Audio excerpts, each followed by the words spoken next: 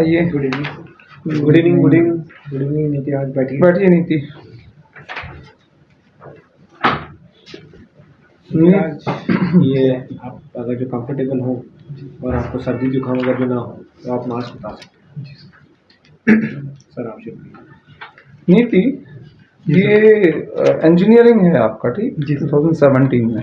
जी sir. और आपने जो 10th और 12th किया है ये छत्तीसगढ़ से किया है, ठीक? जी सर। और फिर इसके बाद आप एमपी में, तो ये छत्तीसगढ़ क्यों? छत्तीसगढ़ में सर जब सन 2000 में मध्य प्रदेश से छत्तीसगढ़ अलग हुआ था, हाँ। तब पिताजी का ट्रांसफर छत्तीसगढ़ में हो गया था। अच्छा, वो हाँ। एमपी पुलिस में थे, तब ठीक है। छत्तीसगढ़ पुलिस में चले गए थे, तो लगभग हाँ। 14-15 साल वहीं रहकर आए। ठीक है। अभी क्या रिटायरमेंट वगैरह हो गया? अभी फिलहाल एक स्पेशल विंडो प्रोवाइड की गई थी हाँ। जो भी मध्य प्रदेश से ट्रांसफर होकर गए थे, ठीक है कि वे वापस आ सकते हैं। तो 2017 से हम वापस आ गए, पिताजी का ट्रांसफर वापस मध्य प्रदेश में हो गया। हाँ। अब मुझे ये बताइएगा कि ये छत्तीसगढ़ सेपरेट स्टेट बना है, जी। तो इसका छत्तीसगढ़ को क्या फायदा हुआ है, एमपी को क्या फायदा हुआ है, छत्तीसगढ़ को क्या नुकसान हुआ और एमपी को क्या नुकसान हुआ? सर सबसे पहले जो छत्तीसगढ़ की मांग की गई थी, हाँ। उसकी मांग इसीलिए की गई थी क्योंकि वहाँ लेफ्ट विंग एक्सट्रीमिज्म बहुत बढ़ता जा रहा था। दंडकारण्य रीजन में नक्सल प्रॉब्लम बढ़ती जा रही थी। हाँ, हाँ। जब से ये स्टेट बना है तब से ये प्रॉब्लम काफी हद तक कम हो गई है। और हाल ही में जो मिनिस्ट्री ऑफ होम अफेयर्स की नोटिफिकेशन आई है, हाँ। उसमें सिर्फ 9 ही जिले छत्तीसगढ़ के कुछ ही एरियाज ही बचे हैं जो लेफ्ट विंग एक्सट्रीमिज्म के दायरे में। ठीक है। उसके अलावा छत्तीसगढ़ को इंडस्ट्रियली भी बहुत फायदा हुआ है। Chhattisgarh is one of fastest growing state in India right now, competing with others developing states like Kerala and other Maharashtra. उसके अलावा वहाँ तेजी से अर्बन सेंटर्स भी बनते जा रहे हैं। रायपुर, बिलासपुर जैसे कई शहर बहुत तेजी से उभर कर सामने आ रहे हैं। कई जगहों पे अच्छे इंडिकेटर्स प्रोवाइड कर रहे हैं, जैसे स्वच्छता सर्वेक्षण में भी रायपुर की रैंक कई शहरों से बहुत बेहतर है। जब इतना अच्छा कर रहा है छत्तीसगढ़, तो फिर ये नक्सलाइट जो मूवमेंट है ये इतना प्रमोट क्यों हो रहा है वहाँ पर? भाई नक्सलाइट मूवमेंट का तो आप उठा के देखो, जड़ ही यही होती है, डेप्रिवेशन होता है क्लासेस का, उनके राइट्स का, वहाँ फैसिलिटीज नहीं पहुँच पाती तो वो नक्सलाइट बन जाते हैं। मुझे तो ऐसा नहीं लग रहा है आपको कि छत्तीसगढ़ के अंदर 2 छत्तीसगढ़ बन गए, एक अर्बन छत्तीसगढ़, एक रूरल छत्तीसगढ़, और रूरल वाला छत्तीसगढ़ अभी भी वही बैकवर्ड बना हुआ है। क्या पहचान है साउथ के छत्तीसगढ़ की? आप नीचे जाओगे, दंतेवाड़ा हो, आपका कांकेर हो, वहाँ के हालात देखो आप कितने खराब हैं। आपने केवल दुर्ग, भिलाई और ये रायपुर डेवलप कर दिए, बस इनको आपने न्यूयॉर्क, वॉशिंगटन बना दिया और आप कह रहे ढिंडोरा पीट रहे। छत्तीसगढ़ का उठा के देख लो, क्या फायदा हुआ अल्टीमेटली? सर डेवलपमेंट एक प्रशासनिक केंद्र बनने के साथ ही डेवलपमेंट भी धीरे धीरे बाकी क्षेत्रों में पहुंचना शुरू होता है। ठीक है। रायपुर जैसे ही राजधानी के रूप में विकसित हुआ, इसके आसपास के क्षेत्र डेवलप होने शुरू हुए हैं। बस्तर की प्रॉब्लम जो बहुत ही एक गढ़ माना जाता था नक्सलियों का, अब वो नॉर्मलाइजेशन की तरफ जाता दिखाई दे रहा है। लग रहा है आपको? जी सर, थोड़ा थोड़ा मतलब वहाँ डेवलपमेंट हो रहा है, लोग मेन स्ट्रीम से जुड़ते जा रहे हैं, वहाँ के जो ट्राइबल्स हैं वो मेन स्ट्रीम में आ रहे हैं। तो सर परिवर्तन दिख रहा है और अगले 10 से 15 वर्षों में ये परिवर्तन और बेहतर तरीके से नजर आना शुरू हो जाएगा। ठीक।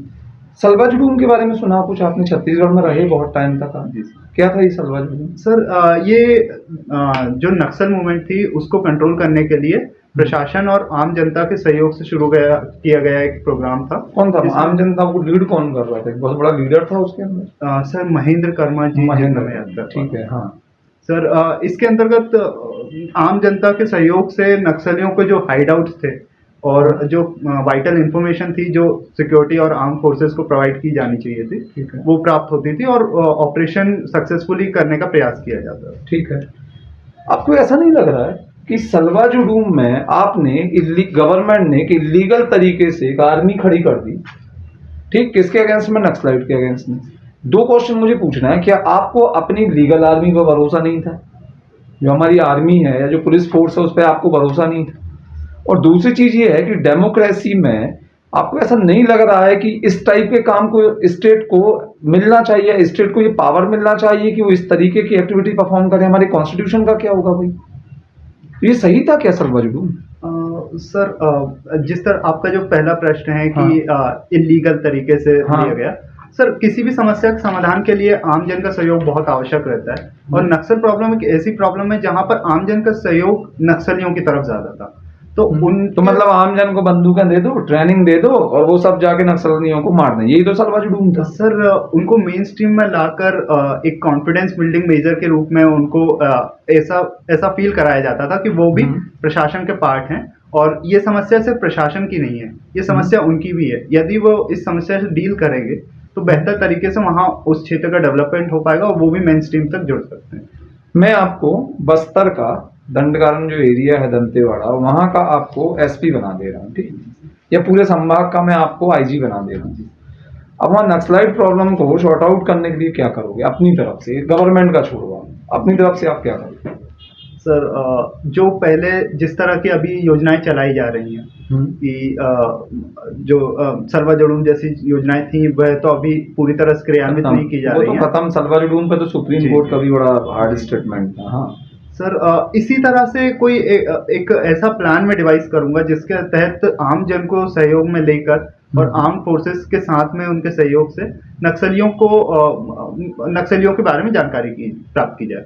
दूसरा प्रयास ये किया जा सकता है कि एक कॉन्फिडेंस बिल्डिंग मेजर के रूप में ऐसा प्रदर्शित किया जाए जो आर्म फोर्सेस हैं, जो पुलिस बल है, वो आम जन के विरुद्ध नहीं है, उनके साथ में दिखाई देती है। इसके लिए वहाँ के जो लोकल लीडर्स हैं उनको साथ में लाकर उनको कॉन्फिडेंस में लेकर ये बताया जाए कि ये पुलिस बल है, ये आपकी सुरक्षा के लिए, और जो आप नक्सलियों का सहयोग कर रहे हैं या फिर जो नक्सलाइट प्रॉब्लम है, हम आपको यहाँ पूरी सुरक्षा प्रदान करेंगे इस चीज के लिए, और बेझिझक होकर आप हमसे अपनी इंफॉर्मेशन शेयर कर सकते हैं और जो भी लीगल मेजर्स हैं उन लीगली आप मेन स्ट्रीम में आना चाहते हैं, जैसे स्कूल है या वोटिंग जैसी कई चीजें हैं जिनका विरोध नक्सलियों द्वारा किया जाता है, उसको हम सक्सेसफुली कंडक्ट कराने की कोशिश करेंगे ताकि लोगों को लगे कि सरकार और प्रशासन हमारे साथ है और नक्सलियों के विरुद्ध हमारे सहयोग देने में मदद करें। जी एक चीज बताओ मुझे, ये नक्सलाइट प्रॉब्लम जो है तो अभी तक ये शॉर्ट आउट क्यों नहीं हो पाई? ये प्रॉब्लम क्या रहा? वहाँ पे किस चीज की सबसे ज्यादा आपको कमी दिख रही कि हम ये यहाँ फेल हो गए हैं? कहाँ फेल हो गए हम? सर जितना मैं समझ पाया हूँ इस समस्या का जड़ वो इस एरिया की टोपोग्राफी है। इतना डेंस जंगल है वहाँ कि आर्म फोर्सेस नेविगेट करने में बहुत मुश्किल होती है, और जो नक्सलाइट्स होते हैं वो वहाँ के लोकलाइट्स होते हैं, वो बहुत बेहतर तरीके से हाइड कर सकते हैं, गुरिल्ला वॉरफेयर के तहत अचानक से अटैक करते हैं और वापस जंगलों में जाके छुप जाते हैं। तो इंटेलिजेंस गैदरिंग और साथ में वहाँ पर जो ऑपरेशन करने के लिए नेविगेशन जैसी प्रॉब्लम होती है, नेविगेशन के संबंधित जो प्रॉब्लम्स है, इनके कारण पूरी तरह नक्सलियों का सफाया नहीं। लेकिन अभी जो पीडीएस छत्तीसगढ़ का मॉडल चल रहा है नेविगेशन के मामले में तो बहुत अच्छा है, तो कैसे आप ब्लेम कर सकते हो इस चीज के लिए? सर अभी सॉरी सर, इसके बारे में मैंने ज्यादा नहीं पढ़ पाया। आपको मॉडल नहीं मालूम पीडीएस का? पीडीएस सबसे बेस्ट वन पीडीएस नेविगेशन, आपने नेविगेशन की बात की, मैं इसीलिए पीडीएस पब्लिक डिस्ट्रीब्यूटर। हाँ ओके सर। नेविगेशन का कोई तोड़ ही नहीं उस चीज का, कैसे बोल सकते हो कि नेविगेशन की कमी की वजह से? तो मैंने सुना उन्होंने बढ़िया वो जो ट्रक्स वगैरह कलर्ड बिल्कुल अलग ही उन्होंने दे दिया है, बिल्कुल पूरा जीपीएस के थ्रू उनकी ट्रैकिंग होता है, कितना जबरदस्त ट्रैकिंग। नेविगेशन अच्छा नहीं है। ये नेविगेशन वहां तक पहुंचाने के लिए बेहतर है, पर जो क्विक मूवमेंट चाहिए रहती है आर्म फोर्सेस के लिए डील करने के लिए, नक्सलाइट जो इतनी जल्दी अपनी लोकेशन चेंज करते हैं, उसके लिए मुझे नहीं लगता कि इतना इक्विप्ड है हमारी आर्म फोर्सेस अभी फिलहाल। इसीलिए आम लोगों का सहयोग बहुत आवश्यक रहता है इंटेलिजेंस गैदरिंग के लिए। ठीक है, अपनी मैकेनिकल इंजीनियरिंग की है जी सर। तो मैकेनिकल इंजीनियरिंग आपने की है और यहाँ पर कंप्यूटर में आपकी रुचि है, तो फिर सीएस में क्यों नहीं गया? सर ये कंप्यूटर की रुचि मैंने खुद ही डेवलप की थी और ये इंजीनियरिंग के दौरान ही डेवलप हुई है। सर कैजुअली मैं कंप्यूटर में रुचि रखता हूँ, मुझे कोडिंग या फिर डेवलपमेंट का इतना शौक नहीं है। मैं उसके एप्लीकेशन पार्ट पे ज़्यादा रुचि रखता हूँ। मैकेनिकल इंजीनियरिंग की है तो ये केवल एक ग्रेजुएशन के लिए की है आपने कि उसके बाद सिविल सर्विसेज करना थी, कि ये सीरियसली की है? बिल्कुल ऑनेस्टली बताएं सर। ऑनेस्टली मैंने 4 साल अच्छे तरीके से पढ़ाई की और मैं अबव एवरेज स्टूडेंट रहा था। हाँ, और दिख रहा है से। तो चलिए आप मुझे ये बताइएगा कि आप एक कंक्रीट बना रहे हैं, ठीक, उसमें सीमेंट है, सैंड है और उसका एग्रीगेट जी, तो मुझे घर बनाना है, तो उसमें आप क्या फॉर्मूला यूज करोगे रेशो घर में? सर कंक्रीट का रेशियो तीनों का बता दो, मतलब कंक्रीट का जो रेशियो है ना, जी, जी, तीनों जी, मतलब जी, जी। आपका सीमेंट, एक आपका वो सैंड और सैंड और एग्रीगेट। एग्रीगेट। हाँ सर फिलहाल एग्जैक्ट याद नहीं कर पा रहा हूँ, पर हाँ। इसके बारे में जरूर पढ़ूंगा। चलिए ठीक है सब। नीति राज, जी मतलब क्या है नीति राज का? ये छोटा ई लगाया है, नीति और नीति में क्या अंतर है? सर, जो पेरेंट्स ने नाम रखा था वो नीति के नाम पर ही रखा था, अच्छा। बड़ी नी के नाम पर। ये हाँ। क्लर्किकल एरर के कारण ये छोटी नी रह गई है। मतलब क्या होता है नीति राज का? सर, एक नीतिपरक व्यक्ति जो विधि के अनुसार विधि का अनुसरण करे और सामाजिक मूल्यों के अनुसार अपने मतलब नैतिक आप निर्णय ले। विधि का अनुसरण करते हो तो इस हिसाब से लेख राज का मतलब है जो लिखते हो वो, जी सर। चलो पापा ने जो लिख दिया उसका अनुसरण करेंगे, ऐसा चल रहा है कुछ। सर चलिए ठीक है। ये कोच फैक्ट्री रोड पर रहते हैं आप? जी सर। मैं अक्सर एक शब्द सुनता हूँ, स्लीपर कोच। जी सर। क्या होता है sleeper coach? Sir, sleeper coach railway में जो थर्ड टियर और सेकंड टियर रिजर्वेशन जो होते हैं उसमें प्रोवाइड की जाती है, जहां पर यात्रियों को ठीक है, अब मैं सब कितनी सीट सर, कितना सीटर होता है, कितनी सीट होती है सर फिलहाल एग्जैक्ट याद नहीं कर पा रहा हूँ। अगर आप परमिशन दे तो मैं गैस कर हाँ करिए गैस करिए। सर, एक कोच में 84 सीट्स नहीं, 72 + 74। मैं उल्टा करता हूँ क्वेश्चन। स्लीपर कोच समझ आ गया, रेलवे स्लीपर्स क्या है? सर, रेलवे स्लीपर्स जो ट्रैक होते हैं उनको उनके बीच में जो बेडिंग कितने होती है प्रकार के होते हैं रेलवे स्लीपर्स?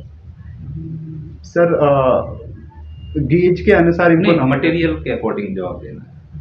Sorry sir. एक एग्जांपल मैं देता हूँ, सीमेंटेड होते हैं और वो सर, यदि पुराने ट्रैक्स की बात की जाए तो लकड़ी के भी बने हुए होते हाँ हैं। हाँ, कंक्रीट के जो आपने बताया सीमेंटेड होते हैं। हाँ। इसके अलावा सर प्लास्टिक के भी हो सकते हैं क्या?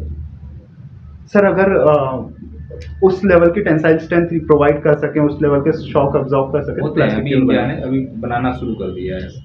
अच्छा, आप बार बार एक सब बोल रहे हैं प्रशासन। जी सर। प्रशासन और शासन में क्या डिफरेंस है?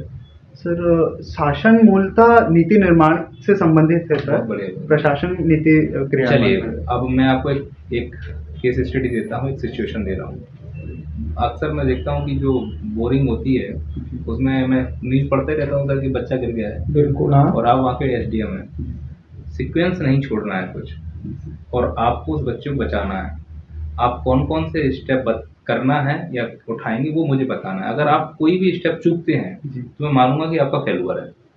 तो बताइए आप कौन कौन से स्टेप, किस किस प्रायोरिटी को आप रखना चाहेंगे, जो फर्स्ट एड के रूप में जैसा भी हो, क्या क्या वहाँ करना चाह रहे हैं वो बताइए। पूरा कुछ छोड़ना नहीं है, फाइनल है ये, बताइए।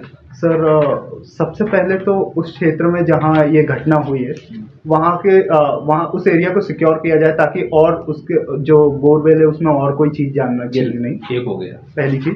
दूसरी चीज़, उस बच्चे की वेलबींग के लिए सबसे पहले वहाँ प्रोवाइड की फूड एड या फिर फर्स्ट एड प्रोवाइड की जाए, ताकि उसकी वेलबींग देख सकें कि वो अभी ठीक से ब्रीथ कर पा रहा है या प्रोवाइड कराया जाए। फूड प्रोवाइड किया जाए। उसके बाद सर, ऑपरेशन डिजाइन किया जाएगा ऐसा कि तुरंत से त्वरित कार्रवाई के द्वारा उस बोरवेल से साइडवेज खुदाई करके या फिर उसी को एनलार्ज कर बच्चे को निकालने का प्रयास किया जाए। इसके दो तरीके हो सकते हैं, या तो बस ठीक। हाँ, अगला बोलो सर, बच्चे को निकालने का प्रयास किया जाएगा और जैसे ही वो बच्चा बाहर आएगा उसके बाद उसको तुरंत हॉस्पिटलाइज करने के लिए एम्बुलेंस जैसी सुविधाएं प्रोवाइड की। ऐसा नहीं लग रहा है कि आप इसमें जो मेन चीज़ है वो भूल गए? बच्चा ही जो है वो उसके सर्वाइवल के लिए आप, मैं अगर आपकी जगह होता तो मैं पहले डॉक्टर को कॉल करता।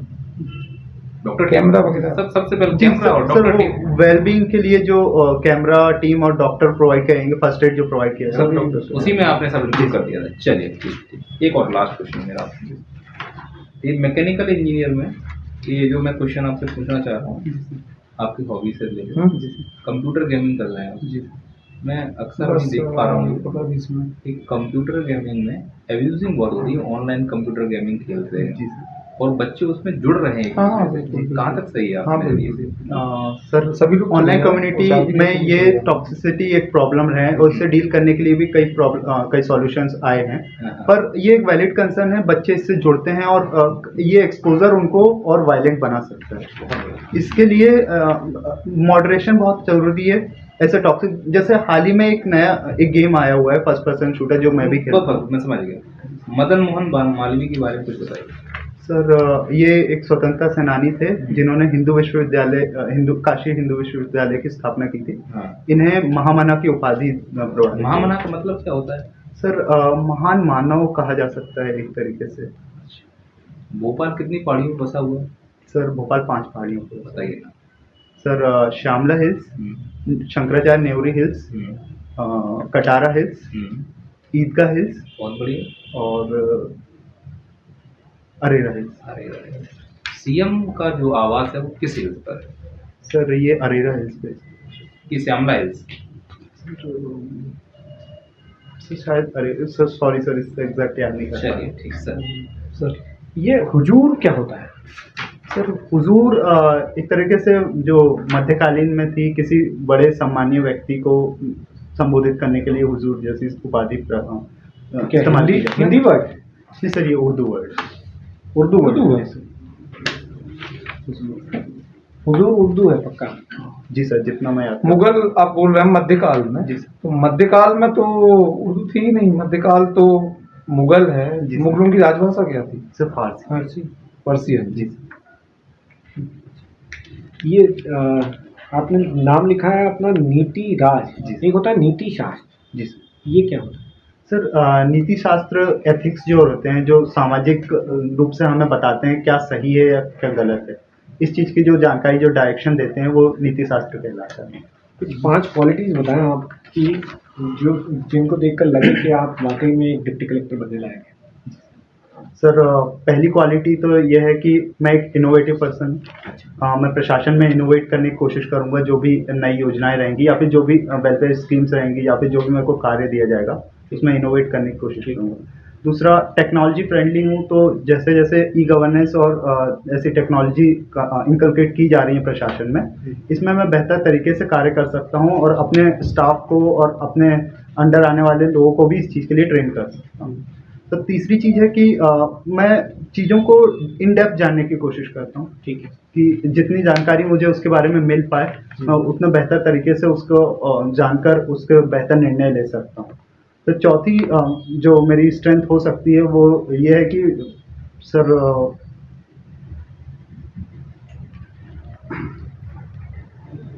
फिलहाल याद नहीं कर पा रहा हूँ। अच्छा ये बताइए आप मुझे कि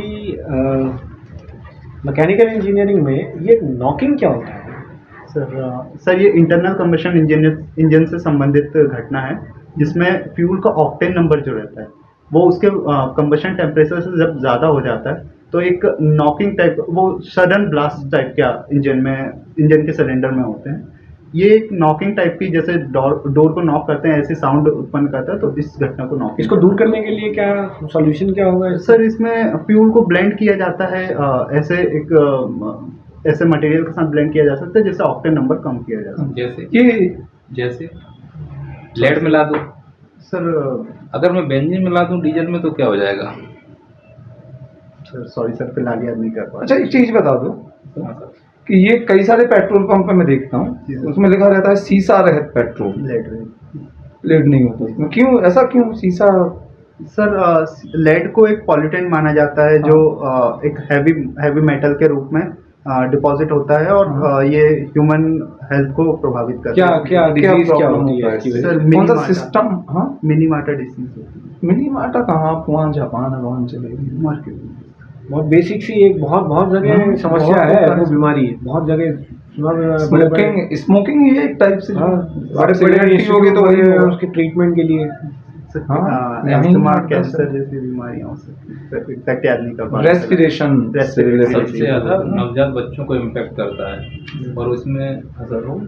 बोलिए बोलिए सर। हाँ, सबसे ज़्यादा नवजात बच्चों को इम्पेक्ट करेगा, है ना। और अगर लेड नहीं होगा उसमें तो बेंजीन निकलेगा और बेंजीन क्या करता है, क्लोरोफिल को डिस्टर्ब करेगा, तो ये CO2 एब्जॉर्ब नहीं कर पाएंगे तो एनवायरनमेंट डिस्टर्ब हो जाएगा। तो हमारे लिए ये प्रॉब्लम है ना ये सर। TEL का नाम सुना है आपने कुछ? टेट्राएथिल लेड जैसा जी सर। कहाँ यूज होता है? लेड सर सॉरी सर फिलहाल नॉकिंग से रिलेटेड है कुछ? Anti knocking anti knocking agent के रूप में इसकी- ठीक है सर। ड्रम ब्रेक और डिस्क ब्रेक, इनमें क्या डिफरेंस होता है? ड्रम ब्रेक और disc brake? Sir drum brake एक तरीके से जो शाफ्ट रहता है, जो एक्सिस रहता है, जो व्हील का एक्सिस रहता है उसको कवर करके स्पीड रिड्यूस करने का काम करता है। और डिस्क ब्रेक में ये एक डिस्क अटैच रहती है उसके एक्सिस में, जिसमें आपको एक बहुत सारे अलग अलग पंच होल पंच किए जाते हैं, जिसके बीच में कोई मेटल रॉड टाइप की फंसा कर उसको रोका जाता है।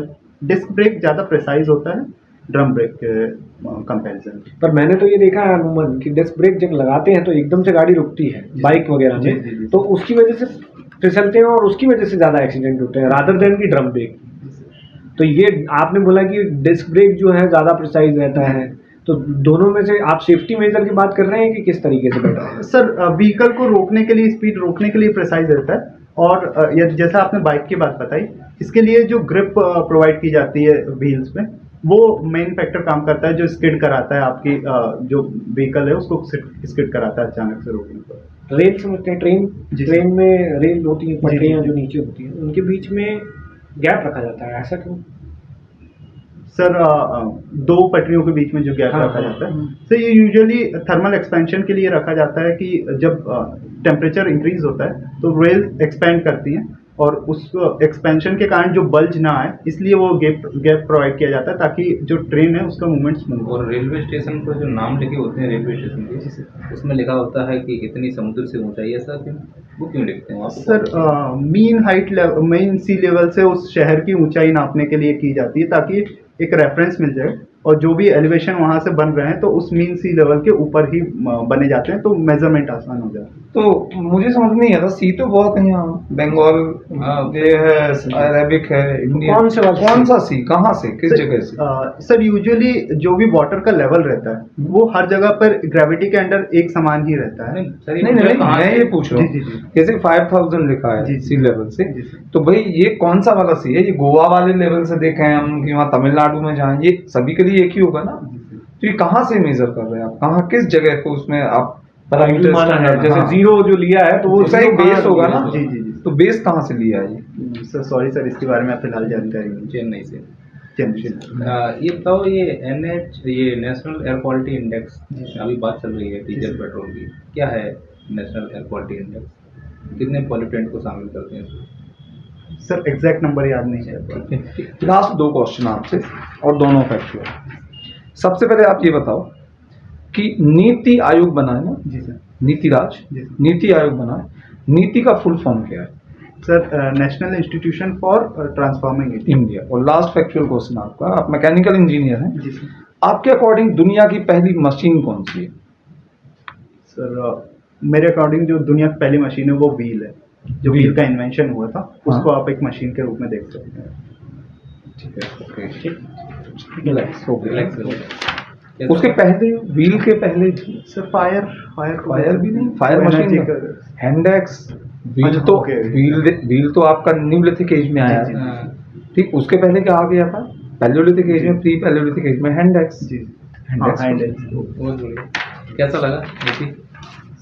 रिलैक्स हो, आराम से, कैसा लगा? थोड़ा नर्वस हो रहा था, हाथों नहीं, पसीना। ठीक है, वो कहीं दिखी नहीं, पर दिखी हाँ, नहीं, मुझे तो दिखी नहीं, हमें नहीं दिखी, मतलब कसम से, कितना मतलब नंबर- बहुत मजा आया। कितना कितना एक्सपेक्ट कर रहे हो मार्क्स? देखते हैं हम लोगों ने क्या दिया है, सोचो। 120 से 130। 120 से 130। देखिए, आपका जो पर्सनालिटी है ना, मतलब चेहरे से लेके बैठने तक, बोलने तक, एक्सीलेंट। ऐसा लग रहा है कि मैं एसटीएम से बात कर रहा हूँ। बिल्कुल, बस आप तो कारभार संभालिए। मैं तो ये बोल बने सकता ही हूँ, हो तो बने ही हो मैं यार। उनके लिए, मतलब है ना? बहुत outstanding। क्षेत्र थोड़ा सा हम क्या करना है कि मैंने आपको जानकारी दी, आपको सॉरी बोलना, वो Thank you बोलना है, thank you, okay, sir। एक बार ये थोड़ा सा आप ध्यान रखना इस चीज़ के लिए। बाकी मैं कमी तो कहीं निकाल ही नहीं पा सर रहा यही हूँ। मेरे सामने तो कुछ भी नहीं, मैं समझ नहीं आ रहा था मैं लिखूं क्या यहाँ पे तुम्हारे बारे में। हम बिल्कुल 100% एक्सपेक्ट कर रहे हैं ना, एक जो SDM होता है ना, 100% लगभग मार्क्स भी सभी के सेम है। हाँ। 140 है मेरे मेरे 140 प्लस। मेरा 133। अच्छा, मैं ये कह रहा हूँ कि ये लास्ट का इंटरव्यू है, फिर भी ये मतलब हम इरिटेट लोगों नहीं को हुए तुम? irritate कितने नहीं बजे आए थे, कितना टाइम वेट किया बाहर? सर मैं 6 बजे के आसपास। 6 के आसपास। और अगर तुम्हारा बोर्ड में लास्ट में फंसता है ना, जी सर। तो मुझे यकीन है कि तुम संभाल लोगे। संभाल लोगे। पहला फंस गया तो बल्ली बल्ली है। जी सर। एक चीज कर लेना, एक सजेशन है केवल, थोड़ा सा स्माइल, जी मतलब सर। थोड़ा वो जो है ना, हाँ। जो आंसर है ना, जैसे ऐसा लग रहा था कि तुम्हारे पास, तुम्हें सब पता है, जी सर। एक प्रैक्टिकल नॉलेज भी है, तुम्हें सब्जेक्ट का भी। सिचुएशनल क्वेश्चंस को भी इतने प्यारे तरीके से हैंडल Handle किया था। मतलब टू द पॉइंट, एकदम ठक ठक ठक ठक, ऐसा जैसे यहाँ पर ने क्वेश्चन कुछ भी पूछा Outstanding है हो तुम्हारा। और मैंने लिखा है टू द पॉइंट आंसर्स हैं तुम्हारे, जो कि मोस्ट ऑफ द कैंडिडेट में नहीं जो होते है हैं, यहाँ ये होते लैग कर रहे हैं, है ना। फॉलो द क्वेश्चन, जैसे सर ने क्वेश्चन पूछे तो तुमने जब जवाब दिया ना, सर पहले प्रश्न का आपका उत्तर ये है, उसके बाद दूसरा, पहला प्रश्न, फिर उस पहले प्रश्न को कम से कम 5 से 7 मिनट तक मैंने उत्तर दिया उसका, उसके बाद भी ये दूसरा प्रश्न भूले नहीं है, उनके दिमाग में वो क्लियर है। अमूमन देखा जाए 90% कैंडिडेट्स के साथ में क्या होता है कि वो पहला प्रश्न का उत्तर देते हैं ना, देते खो जाते हैं, वो दूसरा भूल जाते हैं, है ना। आपने बिल्कुल, और सॉर्टेड हो यार, तुम बहुत ज्यादा सॉर्टेड हो, मतलब एकदम यहाँ की तुम्हारी, बातें हाँ, नहीं, इधर उधर to the नहीं, point। बिल्कुल टू द पॉइंट बातें करते हो, जो एक्सपेक्टेड है एक कैंडिडेट से, कि यार ये इधर उधर कहाँ ले जा रहा है, बोर हो जाते हैं कहीं, मतलब जो बोर्ड मेंबर होता है ना, वो बोर हो जाता है, क्या बातें कर रहा है, क्या क्वेश्चन पूछ रहा है और कहाँ बता रहा है। अधिकतम बच्चों के साथ में ये कमी है ना। डिसिप्लिन लगते हो तुम पूरी तरीके से, मतलब एकदम सॉर्टेड, डिसिप्लिन, और you have full capability to be a top ranker, है ना। ऐसा मैंने Top यहाँ 10 में लिखा देख है। रहे हैं हम तुम्हें। ठीक, ऑल द बेस्ट यार, बहुत अच्छा लगा। बहुत अच्छा लगा यार नीतिराज, बहुत अच्छा है ना, मिलके तुमसे बातें करके। मैं तो पहले- पहले की, हालांकि मैंने तो कम ही बातें की, पर इनकी जब बातें तुम इनसे कर रहे थे ना, तो मुझे बहुत मजा आ रहा था सुनने में। मुझे ऐसा लग रहा था सर कि यार 7 बज गए, 7:15 बज गए, लास्ट कैंडिडेट है, तो मैं सोचा ये था 7 बज गए थे कि यार जल्दी से 10-15 मिनट में निपटा के और निकाल दूंगा, लेकिन जब मैं छत्तीसगढ़ पे स्टार्ट किया ना तुम्हें, अरे फिर वो- मैंने नहीं सोचा, मैं सोचा था 8 भी बज जाए ना तो भी बैठ के बात करना है इससे। वो छत्तीसगढ़ का पीडीएस मॉडल कंप्लीट कर दिया थोड़ा सा। सर मैं वो कंफ्यूजन हो गया था, हाँ। कहीं आर्म फोर्सेस से रिलेटेड ना हो, हाँ। क्योंकि बाकी- वो मॉडल पढ़ा है मैंने उसके बारे में। नक्सलाइट प्रॉब्लम को बहुत अच्छा डील किया था तुमने। और सर वो कंप्यूटर गेमिंग में मैंने पूछा कम्युनिटी वाला, हाँ। बड़ा बहुत बहुत बढ़िया। फ्रेंड ऑफ माइंड, बहुत मतलब लगा कि आप तैयार थे इसके लिए कि मैं आपसे पूछने वाला हूँ। सब बात बहुत अच्छा, बहुत मजा आया। ठीक है।